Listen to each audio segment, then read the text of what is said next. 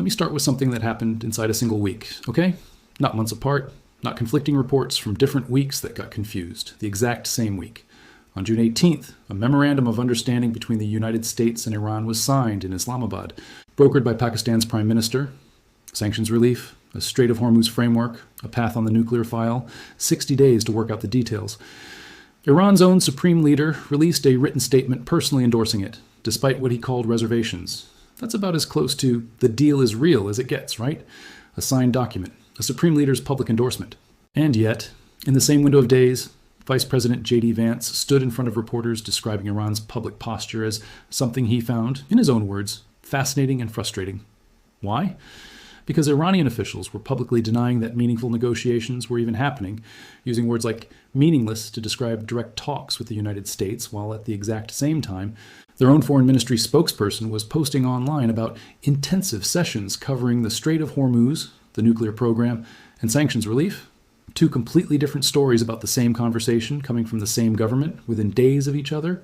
So which one is it? Is there a deal or isn't there? Is Vance telling the truth or is Tehran? I want you to hold on to that contradiction for the next 25 minutes because today I'm going to do something most channels covering this story aren't doing. I'm going to walk through three competing explanations for why the two sides are describing the exact same negotiation in completely opposite terms. I'm going to use actual on-record statements from both governments. And then I'm going to show you why the real answer isn't one of them is lying. It's something a lot stranger and honestly a lot more useful to understand if you want to know what's actually happening in this negotiation. Three theories, same set of facts. Only one framework explains all of it. Are you ready? Let's go. Before I get into the evidence, you need the three theories by name because if you don't know the categories, you can't judge the evidence properly, okay? Theory number one is what I'll call the plain contradiction theory. This is the simplest possible read, the one most headlines default to. It says one side is simply lying, full stop. Either Vance is exaggerating progress to make the administration look successful, or Iran's officials are lying to their own public to save face. Someone is being dishonest, and the job of the press is just to figure out which one. Theory number two is what regional analysts call the Taroff theory, and I promise you this is a real term, not something I made up, that explains something genuinely important about how Iranian diplomacy works. It says the contradiction isn't a lie at all. It's a known, documented negotiating and cultural style where public denial and private substance are expected to coexist, and everyone inside the room already understands that.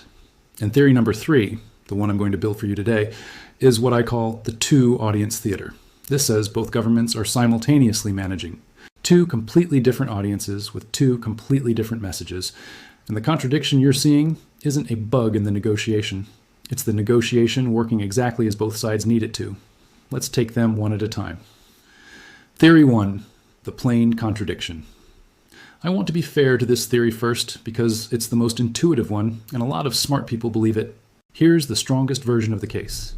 Vance, after the Marathon Islamabad talks back in April, stood in front of cameras and said flatly that no agreement had been reached, calling that outcome bad news for Iran specifically. He said the two sides could not agree on Iran making an explicit commitment to abandon any pathway toward a nuclear weapon. That's about as blunt an admission of failure as a vice president can give. And yet, just weeks later, a signed memorandum of understanding exists. A real document. A real 60-day clock. A real supreme leader endorsement. If Vance told the truth in April that no deal existed, and a deal now clearly does exist, then something changed, and someone had an incentive to describe the earlier failure differently than it actually was, or to describe the later success differently than it actually is. Under this theory, the natural read is that Tehran is now downplaying the deal publicly because admitting to a negotiated agreement with Washington after a war that killed and displaced so many of their own people is politically dangerous domestically. Simple story. Leadership signs the deal because they need the sanctions relief and the ceasefire, then turns around and tells their own population it barely happened, because admitting defeat or admitting compromise carries real political risk inside Iran. That's a coherent theory. It has real supporting facts. Iran's foreign minister, Abbas Araghchi, has publicly called direct negotiations with the U.S. meaningless on more than one occasion, even during periods when indirect mediator-run talks were clearly producing real outcomes. If you're only reading the headlines, the plain contradiction theory looks airtight.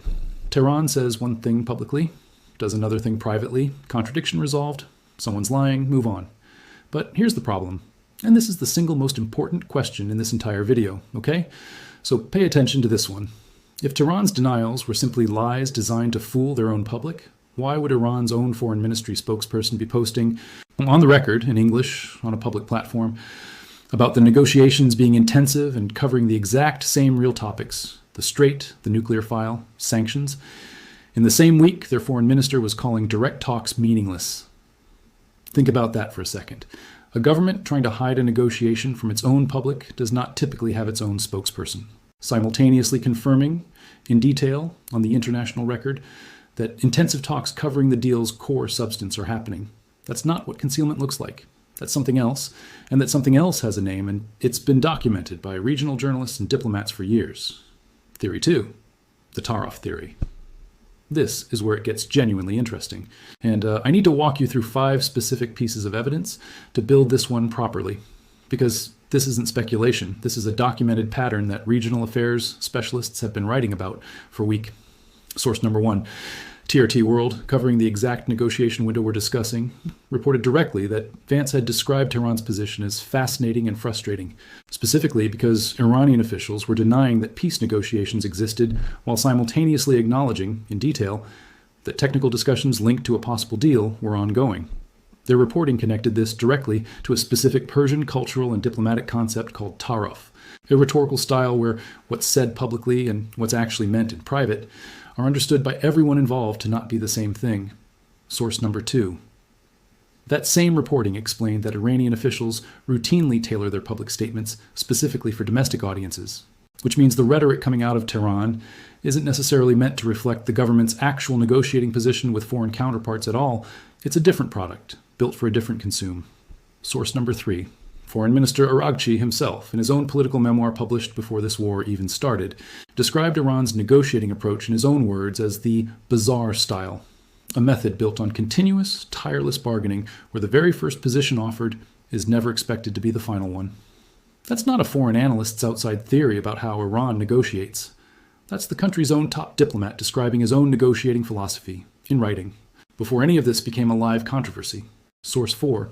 Regional analysts covering the negotiation have pointed out that American officials generally approach diplomacy wanting direct, fast, results-driven conversations that move quickly toward a signed agreement, while Iranian officials have historically treated the negotiation itself, not just the outcome, as the actual strategic contest, where preserving options and controlling tempo matters as much as the final terms.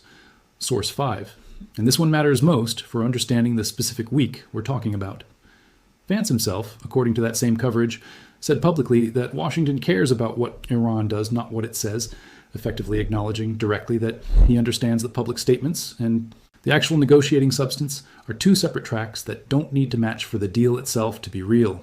So when you put these 5 sources together, TRT's on-the-ground reporting connecting this to a documented cultural negotiating pattern, Araghchi's own memoir describing his bargaining philosophy in his own words, the structural mismatch between American and Iranian negotiating priorities, and Vance's own on-record acknowledgement that he judges actions rather than statements, you start to see a very different picture than someone is lying. The picture isn't deception. The picture is 2 governments operating on completely different rulebooks for what a public statement is even supposed to do. And Vance, by his own admission, already knows it. The data. What actually happened. Week by week. Now let me give you the actual timeline, because theory without data is just storytelling, and I want you to be able to check every part of this yourself.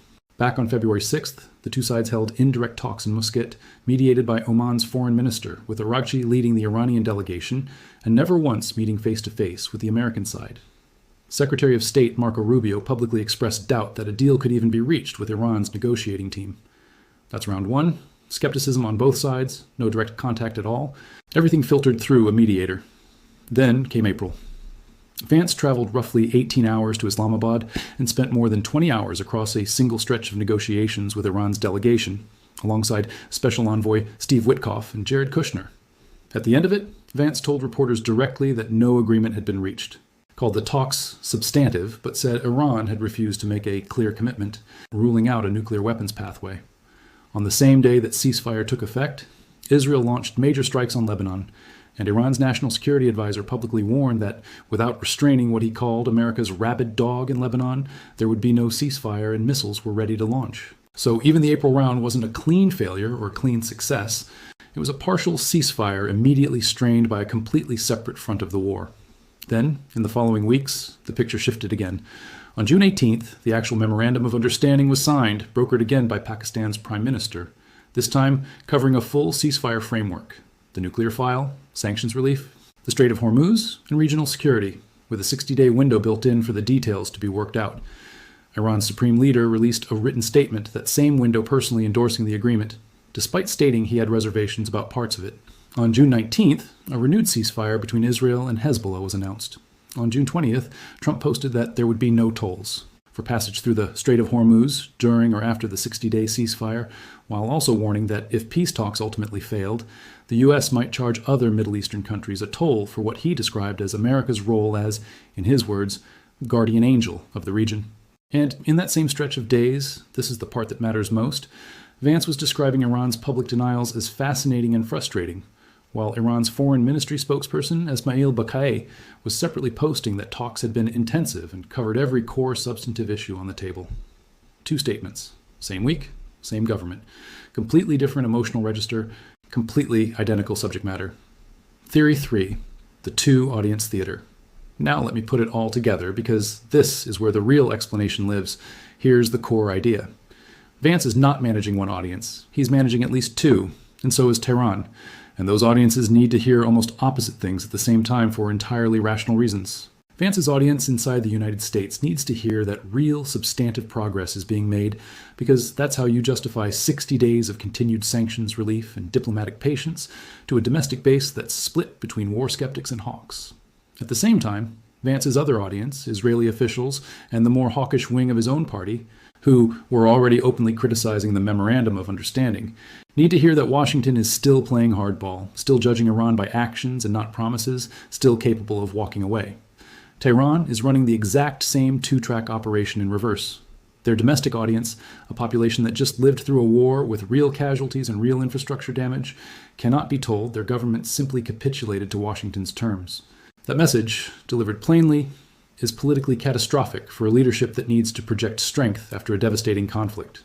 So the public message becomes, there was no meaningful deal, direct talks are meaningless, we conceded nothing. But Tehran's other audience, mediators in Pakistan and Qatar, the broader international community watching to see if Iran can be trusted to follow through, and crucially, hardliners within Iran's own system who need reassurance the leadership isn't simply capitulating, all need to see the substantive, detailed acknowledgement that real negotiations on real topics, the Strait, the nuclear file, sanctions, are actually happening. That's exactly why a spokesperson can call the talks intensive in the same week. The foreign minister calls direct negotiations meaningless. They're not contradicting each other. They're targeting two completely different rooms with two completely different messages. And both messages are technically true from inside their own frame. That's the two-audience theater. It's not that Vance is lying, and it's not that Iran's foreign minister is lying either. It's that modern diplomacy, especially diplomacy, this politically radioactive on both sides, requires each government to say two contradictory things simultaneously. And the contradiction itself is the mechanism that lets the actual deal survive: contact with both governments' domestic politics. 3 things to watch for in the next 30 days. All right, we're almost at the end, and I want to give you 3 specific things to track, because this is how you test a theory like this. You make predictions and see if the evidence matches. Prediction number 1. Watch whether Iran's public denials get louder or quieter as the 60-day window gets closer to expiring. If the two-audience theater theory is correct, expect the domestic-facing denial rhetoric to intensify specifically around moments when Tehran needs to prove to its own hardliners that it hasn't caved, even while the actual technical implementation of the memorandum continues quietly in the background. Prediction number 2. Watch for any moment Vance or another U.S. official directly confirms a specific detail from the negotiations that Iran has publicly denied discussing. If both sides are running parallel messaging tracks rather than lying outright, those confirmations should keep leaking out in specific, checkable details. Exactly like Bakay's intensive post did, even while the top-line public posture stays combative. Prediction number 3. Watch how Israeli officials react over the next month. If Vance is genuinely managing a second, more hawkish domestic audience with his tougher rhetoric, expect continued friction with Israeli officials, specifically at moments when the U.S. needs to look tough for that audience, even as the actual 60-day clock keeps ticking toward implementation on the Iranian side. Here's your homework, and I mean this seriously. I want you to go find Araghchi's own public statements from the same week as the June 18th signing Then go find Bakay's actual post about the negotiations and put them side by side. Ask yourself honestly whether those two statements from the same government in the same week sound like a government hiding something from the world, or a government saying two different things to two different rooms on purpose. If you find something that contradicts what I've laid out today, come argue with me in the comments. I mean that. I'm not asking you to agree with me. I'm asking you to look at the same statements and ask a harder question than who's lying. The question worth asking is this: when two governments need to tell two different audiences two different things about the exact same negotiation, whose job is it to tell you which version is real? And why does almost nobody in the coverage ever explain that the contradiction itself might be the point? Sit with that question. Look at the timeline we covered today. Muscat in February, Islamabad in April, the signing on June 18th. And I think you'll start to notice something the headlines were never built to show you. I'll see you in the next one.